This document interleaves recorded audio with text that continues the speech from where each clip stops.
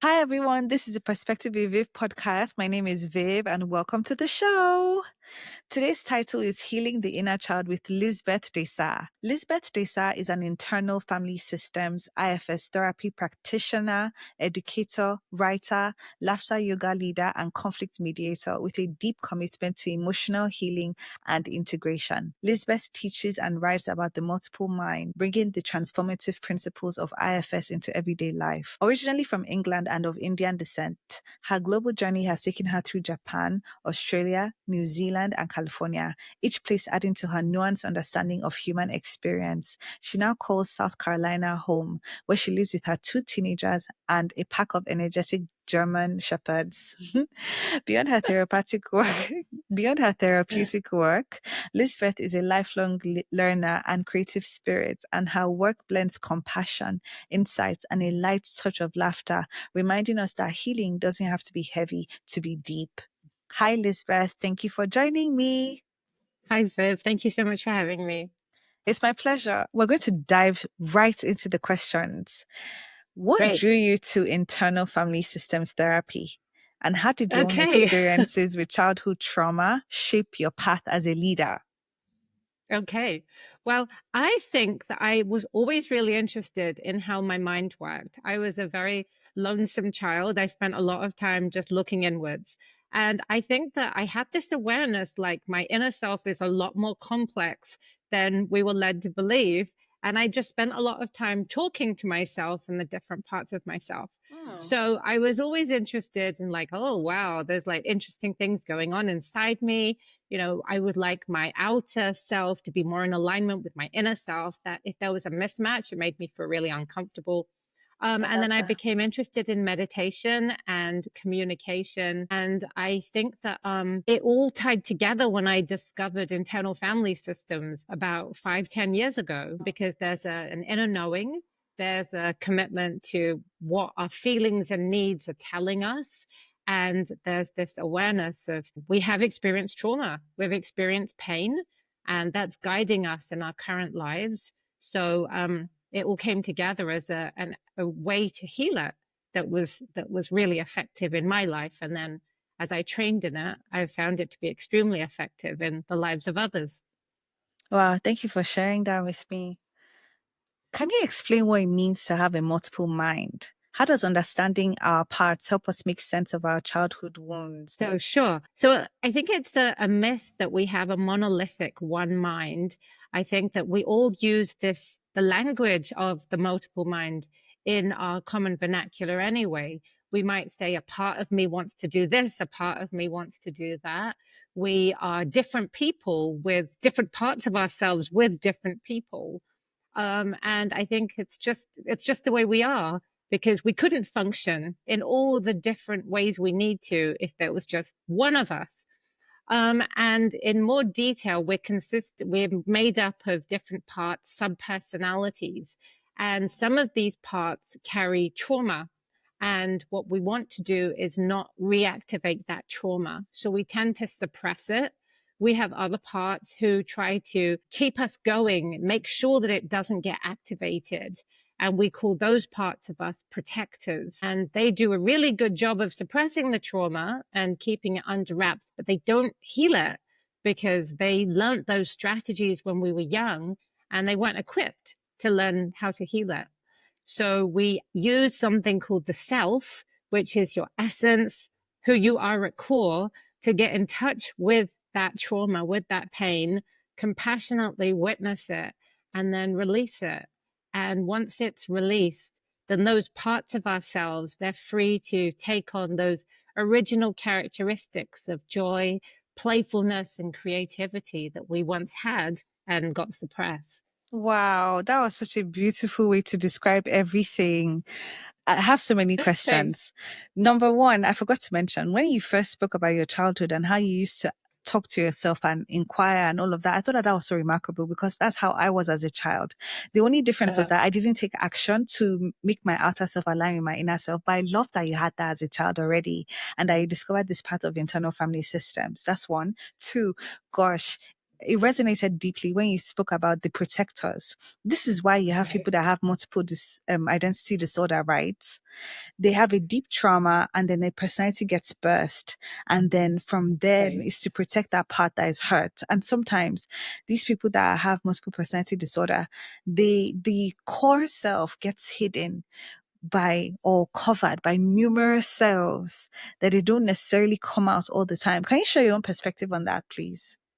Sure. So I'm not a psychiatrist, so I don't deal much with like the different diagnoses, but I know that we do have these parts of us that aren't always safe to express. So we have different personas that we express in different circumstances. And with multiple personality disorder, I think when people have experienced severe trauma, then yeah, their true self is much harder to access because it wasn't safe to let that out when they were, being hurt. And then with multiple personality disorder, it's more of an extreme form of what is a natural state. So this multiplicity is a natural state within us. And then when it gets to the point where people's parts or sub-personalities are unaware of what other parts are doing, and you have a real disconnect because of extreme trauma, then it does become problematic. Wow. So, but generally, we're aware of what's going on with the different parts of us. It takes a bit of practice and consciousness to talk to the different parts of us and dialogue with them. Definitely. So, yeah. Thank you for sharing that. Very, very insightful. To move on to a lighter note, still talking about multiple personalities, or let's say alter egos. I say that because that's how I was able to function. Like Viv is my name for my public persona because I felt I had to create a public persona that could be all the things I couldn't be as Faida. So the podcast, yes, the podcast is a space where I came in as my alter ego and said, okay, let's say I had a world in which I could be myself fully. What would I do? What conversations would I have? Who would I be? How would I express myself? And that's how the podcast came to be. So, yeah, that's my thing. Yeah, it's inspiring. Yeah, I think it's wonderful when we try to say, how can we let more of ourselves shine? Because sometimes we need to do it consciously like that. And my clients do give different names to their parts sometimes because it's a way of acknowledging their different gifts and skills. I remember when I was 24 and I went to Japan, I was finally free to be an eccentric foreigner. I grew up in England, but I'm of Indian descent. And I was always, I felt like I was forced into a role of being not British, but I didn't truly belong in India or England. So I didn't really know my place. And then when I went to Japan, I was a foreigner, just as white British people, white Americans were. We were all non-Japanese. And I was just expected to be different. And that gave me the freedom to be myself and really discover who I wanted to be. And it was just an amazing experience to have for 3 years in my 20s. Oh, wow. Yeah. 3 years. That's amazing. I think Japan is such a fascinating country. So that's so interesting that you had that, especially in your 20s, because that defines you as a person. And when I was reading your bio, when you said you've experienced different places, you've traveled to different places, and that helped you create a more nuanced understanding of the human expression, I could relate to that because I've also traveled myself. And I was in Philadelphia for a study abroad. I grew up in Nigeria. I went to school in England. So I was in England for about 10 years or more. And in between, I went to Philadelphia for a study abroad. And when I was in Philly, I was doing a lot of writing. But at one point, I had to collate all my experiences traveling. So I spoke about who I was in Birmingham, because that's where my university was, who I was in London, who I was in Philly, who I was in Nigeria. And I could see how each place had crafted me to a person. So I thoroughly understand what you mean by you traveling to different places. And I related to that. But I would definitely love to visit Japan. So I'm like, yeah. And South Carolina has always been on my list. So I'll tell you that for free. I'll tell you that for free. Wow, that's great. Yes, it has. Okay, our next question. IFS works so beautifully with the inner child. What would you say to someone who feels scared or ashamed to even look back at their childhood? So first of all, it's more than just working with the inner child, because we have lots of young parts. So in a way, it's more like we have a whole host of inner children. Oh, And in terms of being scared about looking back at their childhood, there could be lots of reasons for that. It could be potentially re-traumatizing. They might feel shame about something they've done or nothing they've done, but simply experienced. And in IFS, we go at a pace that works for the person because we don't want to re-traumatize them. So we get in touch with the protectors and we only move forward with their permission, because they may have experienced going to therapy and, going to really deep places and it not working, and then being disappointed and then being re-traumatized. So we do it at a pace that works for protectors with their permission. And we take it really slowly so that we can build trust, because trust needs to be earned. It's not automatically given. And then when we do that, when we show that, we'll back off if it becomes too much, we're not going to force any reliving of trauma. What we want to do is hold the experience with compassion. Then the protectors start to trust us. And then we start to build up a rapport and bring some healing into the system. that's so interesting. Very interesting, especially with the part where you meet with the protectors, because then I start to think about Right. myself, in the sense of how yes, a lot of people don't want to revisit their childhood because of trauma. That's for sure. I Right. I for one, even when I came on this podcast and created this podcast, I sort of tried to erase my background and just show up as a clean Right. slate. But after a while, as a human, you need stories, because when you're talking, where are you drawing these stories from? Right. So it was like, oh, I Right. need to be a person. Okay, so I have stories. Then when I moved back to Nigeria, I started to go even deeper and talk about community, and it's like, oh gosh, I've opened myself up in a way that I never would have before. And I'm still uncomfortable, but it's happening naturally. So I'm going with it. But to add to your point, while I was away for a while, I never really thought about my childhood or as me as a teenager. But lately, because of I'm back, I'm aligned, certain things in my life are occurring in a way that feel like true to me. Finally, I could start going back to childhood memories.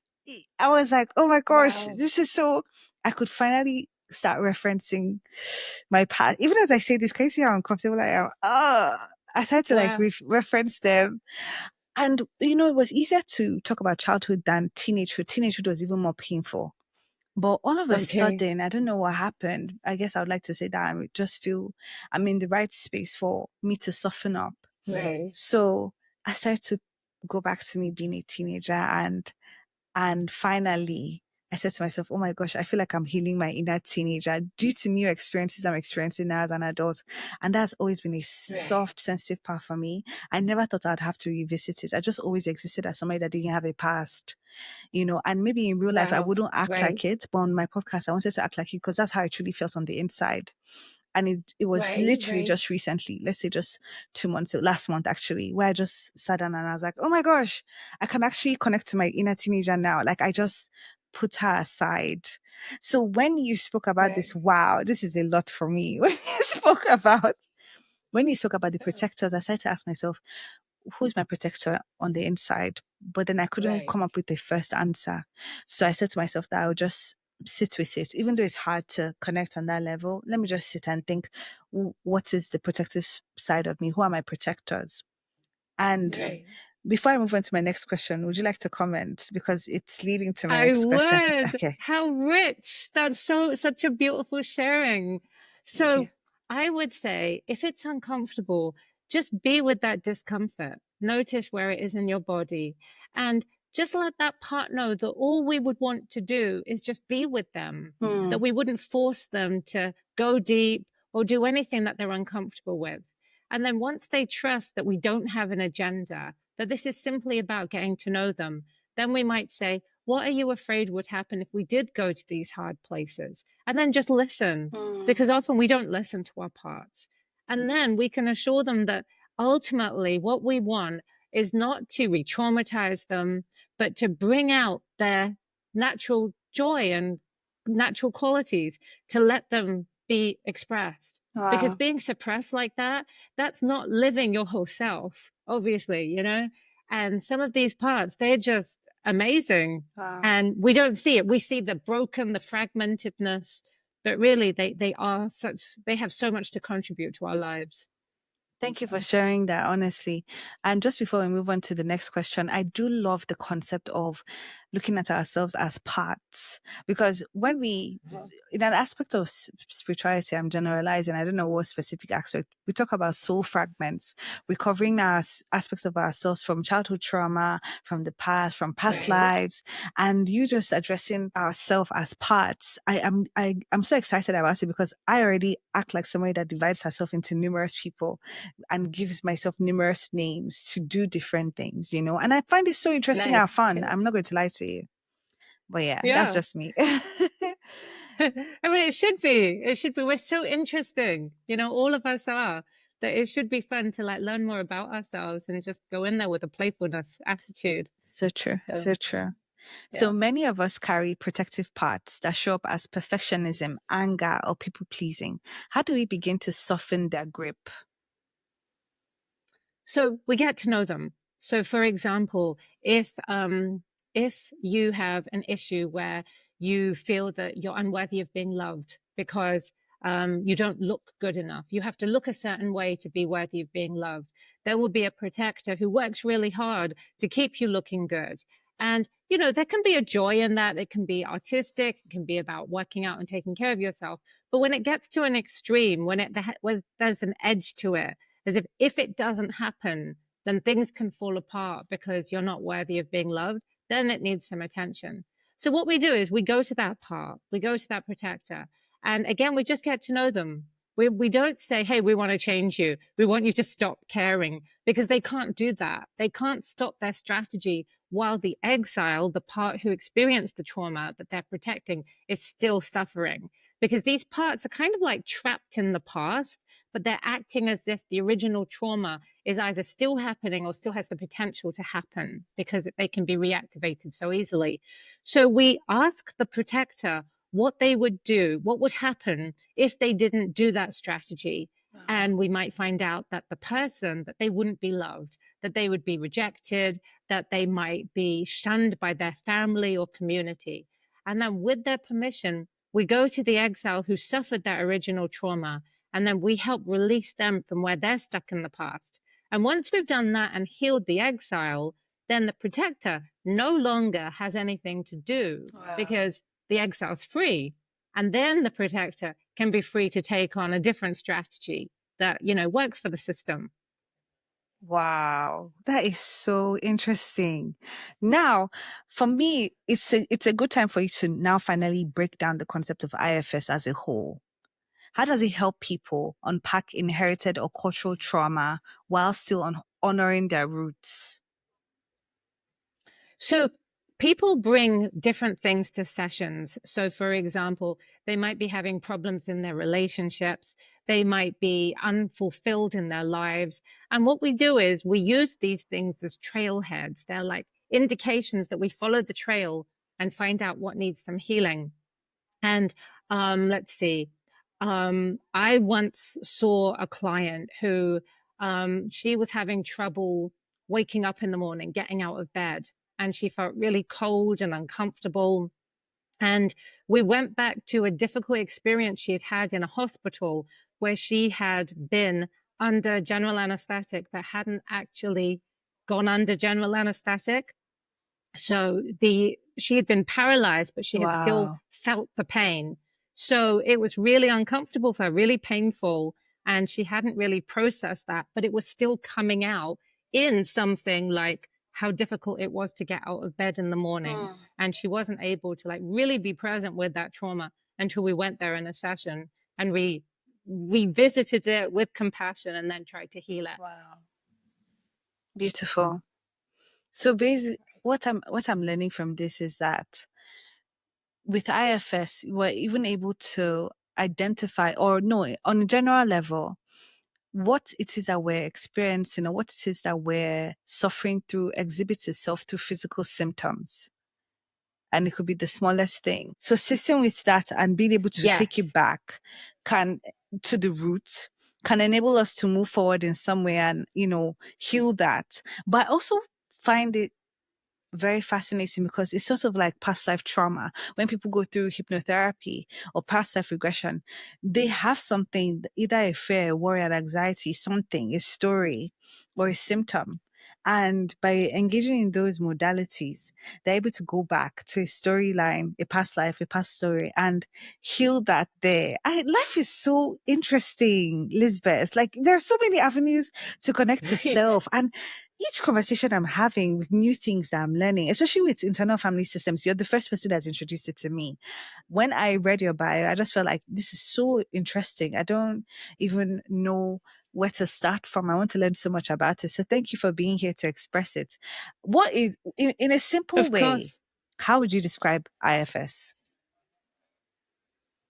So I would describe it as a way of accessing Hmm. trauma through the parts of us that hold it, that have suppressed it, using the compassionate presence of self energy, who you are at core, to heal and release that trauma so that we can live lives of fulfillment and joy. Beautiful. And yes, the body definitely retains so much of that pain.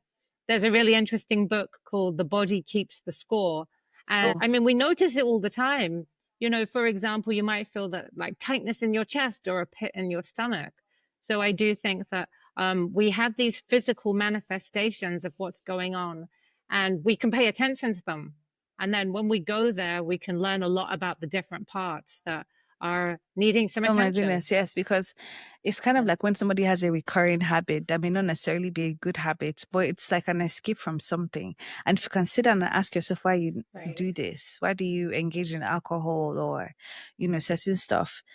If you can sit down with that, you can trace it to the root. And I think that that's very interesting because I believe that life on its own is all about discovering ourselves. So if we can go back to two different avenues to the roots within us and heal, we could become somebody entirely different. So thank you for sharing that. Right. Right. Yeah. Of course. So can you give me some examples of what you think would help to heal one's inner child? Well, I'm just wondering if you would like to do a little bit of work in this session and then we could actually, live it out, demonstration. Oh my goodness. I'm going to say yes for the listener experience. That's brilliant. Oh Wonderful. God. Okay. Okay. Fair That's great. warning. I don't know what to Okay. expect. And I don't know who's going to come out. Okay. Okay. Right. And then, of course, there's always, earlier you asked about, say, if a person feels trepidation about going Hmm. back, they can always, clients don't have to share everything out Okay. loud. Sometimes there's shame, whether it's, anything they've done or just been experienced to them. And they can keep it confidential because it's about the self witnessing it. Hmm. It's not about me witnessing That's it. beautiful. Okay. So, Thank you. okay. So just think of an issue then, something that you would like to give some attention to.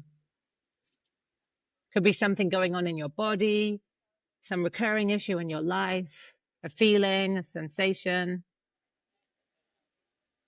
Okay.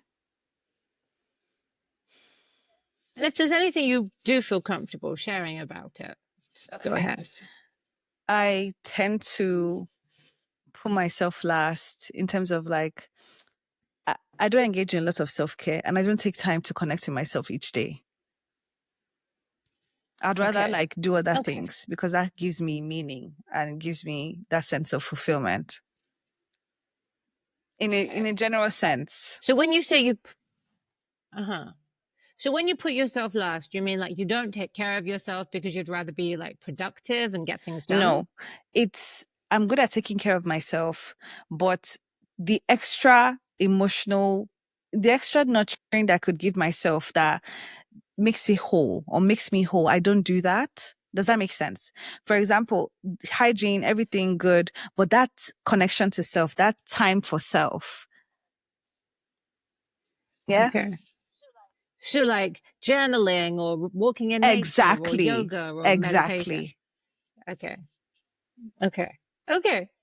And yet you'd like to I do those would. things? I feel like I'm escaping. Okay. Okay, let me just let you do your work. No, that's good though. You're escaping I what? Well, with all these podcast conversations I'm having about the internal system, I'm realizing that I connect to myself in the outer ways, but the deeper parts I'm avoiding. So taking time out to journal, I love journaling, but I don't know why I have to actually force myself to sit down and do it. Am I avoiding something? Yes. Right. I don't hang out in nature. The garden is right there. What am I doing instead? You know? I feel like I'm Right. avoiding something, but I don't know what it is because I feel like I've done well within myself. But there's something still there Right. that I'm avoiding. Okay. Okay. So I'm guessing that there's a protector part of you who keeps you busy, who keeps you doing lots of things and stops you from going to some of these deep places. Does that resonate? Resonates. Okay. So try this then. See if you can imagine this part of you, and maybe they look like you, or they may have a certain color or vibration, and ask them if they would pull their energy out of you just a bit. So you're like sitting across the table from them.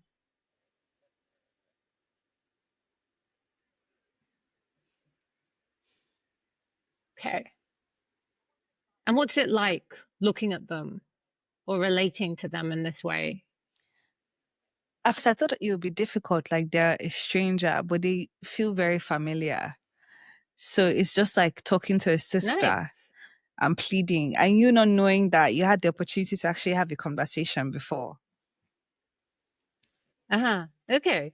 And how do you feel towards that part? Like, do you like them? Do you wish they'd go away? I How do you love feel? them. Okay. So let them know that and tell them why you appreciate them and love them so much.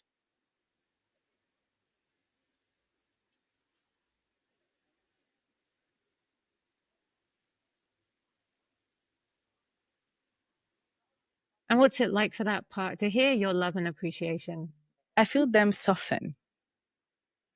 Maybe they feel seen. Okay. Yeah. Maybe they haven't been. I see if they want to share with you what it's like to maybe not have been seen for what they're doing. Mm, okay. And then ask them what they want you to know about them. And then just wait and see if they give you an answer. And are they sharing anything with you? Yes, they are. Wow, profound. So what I realized, Okay. wow, what I realized is, or what I'm realizing from what they've told me is that they too would like to relax. That the reason why I'm being busy or being doing so many things is in order for me to feel like confident, to feel empowered, is to charge up my solar plexus because they don't believe that we have another avenue of charging my solar plexus if I'm not doing, because I do love to do. It makes me feel confident. It makes me feel like, wow, I have things going and they don't burn me out. So it's not like there's a trade off, but just that small Right. avenue to just also think of me and let things revolve around me. Not what I'm doing, just me is needed. So I explained it to them and they were like, I would actually really love to relax too. I would love to hang out in nature. I would love to just sit back. But I'm afraid that if I sit back too much, you wouldn't do anything. And I'm like, let's see what happens. Let's just allow Okay. ourselves to relax first because I would love to read. Right. I would love to paint. I have things I would love to do if I wasn't doing so much and being distracted. So let's relax. Right. Good. And then, in terms of their concern that you might just be lazy or not get anything done, ask them to look around inside you and notice that you have many parts. And parts could actually delegate or share this role of getting things done, and they can work together. So sometimes parts might say, hey, we actually need to go sit under a tree and just read. And then other parts might say, yeah, let's plan the day so that we have a balance of things. But it's not all on this part. You can also show them your history of how you have got things done. You might need a rest sometimes, but it's unlikely you're just going to sit around and get nothing done. And just see if they have a response to that. Yeah. Okay. So The part is happy to have people to share the responsibility with.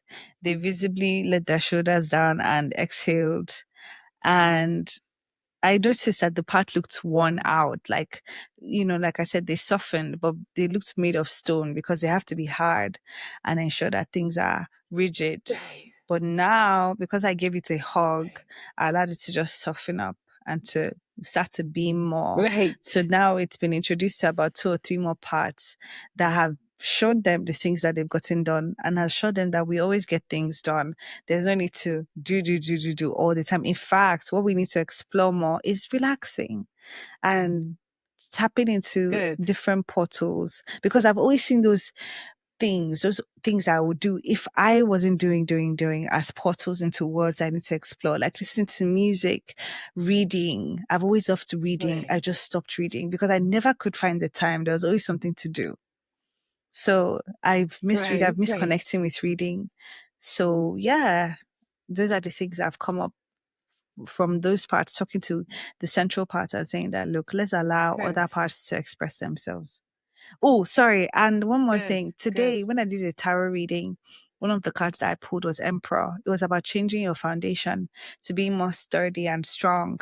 So when I said, let's look for parts that you can delegate to, the Emperor kind of version of me, but a girl came out and was like, I can do this. This isn't hard. You just relax. Nice. Right. Good. And I just want to point out that you were relating to that part from your self energy. And when you said that you gave that part a hug and you looked at them, you really saw them. These are characteristics of like giving compassion of self. And that's what helps the protector to relax because you are relating to Hmm. them. And that's really Wow. beautiful. Thank you. So, Thank you for this. This was yeah. so Yeah. amazing. Wow. That's wonderful. I'm glad you did it. Thank you Yeah, for thank doing that. you. So, and then if ever you did want to explore some more, and this is something you can do by yourself too, it's also possible that that protector started doing that job at a time maybe when an exile wasn't getting Mm, seen or so appreciated or true. known. So they took that role on. And it might be that deeper inside, there's a part who also needs some healing for anything painful that they may have taken on at a So young true. age. Wow. There's So, so much to explore. I love that because now you're telling me that I have more parts and I just love this idea. There's so much to do. So thank you for that, honestly. And it of stayed with course. me because it's also showing that visually I'm strong in visualizing because I was having a proper conversation. I could Okay. imagine things like I could see it and I could hear it. So Good. that stayed with me because it means I Yeah. can go even deeper. Yeah. Yeah. Yeah. Definitely. And some people feel their parts, just sense them. Some people see them. Sometimes parts they show up as cartoon Mm, characters. Sometimes they just appear as like amorphous animals or something like shapes. So there's so much variation inside. It's so fascinating. fascinating. Thank you for So that. yeah, All of right. course. Moving on to a So lighter note. You also lead laughter yoga. I have never heard of that. How does joy play a role in trauma healing? But first of all, what is laughter yoga? Okay. So laughter yoga was it was developed in Mm, India, and it was a group of people who wanted to bring more laughter into their lives, but unconditional laughter. So it's based on different yoga exercises and breathing, and then you turn the exhalation into laughter. And I discovered it about 20 years ago, actually in Australia. And it was not weird or as uncomfortable as I thought it would be. It's so silly to just start laughing for no reason and then to feel all the physiological benefits in your body. So I got trained as a laughter yoga leader because I really wanted to understand it better. I wanted to know more of the different exercises. And one of the characteristics of self is actually playfulness. And sometimes I think therapy can be kind of depressing and dismal. And I wanted to really bring that joy in. So I trained in it and I try to bring more of that playfulness into my sessions and just encourage people to just tap into that place of joy inside them and bring that to their healing. And I think it's a lot more effective when we can do that. Thank you for sharing that. Honestly, very, very interesting. I've never heard of it before, but I'm so intrigued and I'm going to dive deeper into it. How does joy play a role in trauma healing? So it can be difficult, especially if people feel like they're forcing it. So I think sometimes there's a tendency for people to do spiritual So sure. bypassing, to think that they need to be positive. And I think what we need to do sometimes is feel the pain and be angry about what happened to us. And I think once we have gone through that, then I think that the joy and positive qualities can emerge.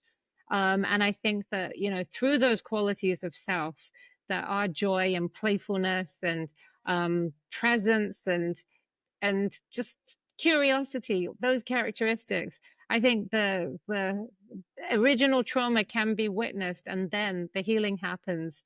And I think our natural characteristics, then they really do start to shine. And joy is one of them. Beautiful. Can joy and laughter really coexist with deep pain? I think they can because we have parts. So one of the things that I noticed when I first started meditating was that um, everything passes. Like either the feeling passes, eventually one day I will pass. So that was something I learned from Buddhism, that nothing's permanent, right? And then I started applying that to parts because I was noticing that I might feel really depressed at any moment. But I also knew that if I waited it out long enough, it would eventually pass. And sometimes we can do that consciously. So we can wait for a feeling to pass. We can wait for our mood to change. And other times we can consciously do things to move through difficult feelings. We can be with our parts as they experience difficult feelings, and then we can get to different places. Sometimes it's amazing to me that a person can be really sad and depressed, and 5 minutes later, they're feeling really happy and joyful about something. The situation may not have changed, but because we have different parts that experience life in different ways, and there's like a natural ebb and flow of how those parts move within us, I think that they can coexist. Thank you for sharing that. My final Yeah. question. This has been a really, really good conversation. It's been very enlightening and opening, heart opening as well, because there's so much to explore. Like I'm itching to like go and then write down things and be like, oh, this part, that part. I've already started imagining them. I've started thinking about different That's things that I wonderful. have and where I feel like they're protectors. And it's going to be such a beautiful exercise. I also Great. recommend that for my listeners. But for us to wrap up, I have this last question for you. Where can people begin if they're curious about IFS or want to meet their parts? And where can they connect with you? So I would say just approach your inner world with curiosity. So just ask inside, just keep asking, who's present right now? Who's Wow. here?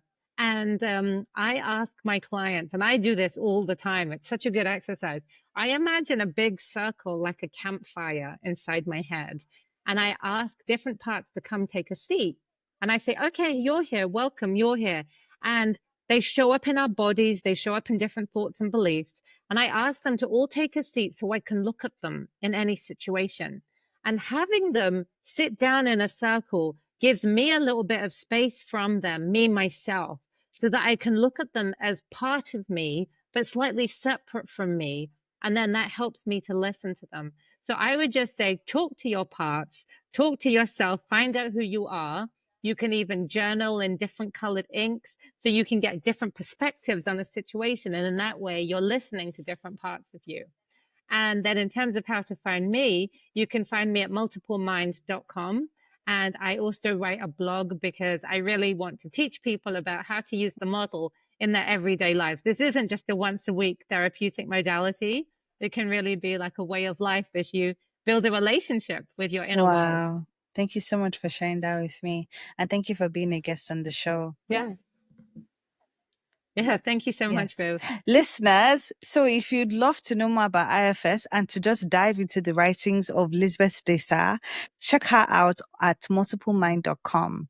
Thank you and catch you next time. Bye.